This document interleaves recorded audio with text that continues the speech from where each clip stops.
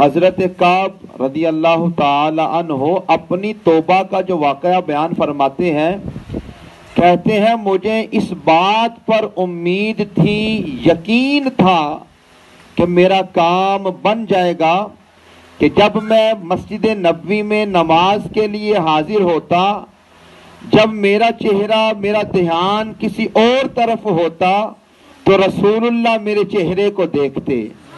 اور جب میں رسول اللہ کو دیکھتا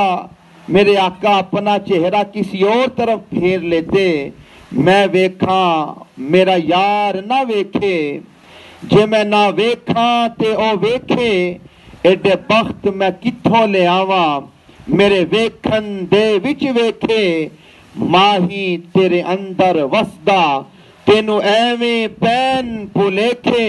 غلام فریدا بوہے یار دے مریے، پاویں ویکھے یا نہ ویکھے۔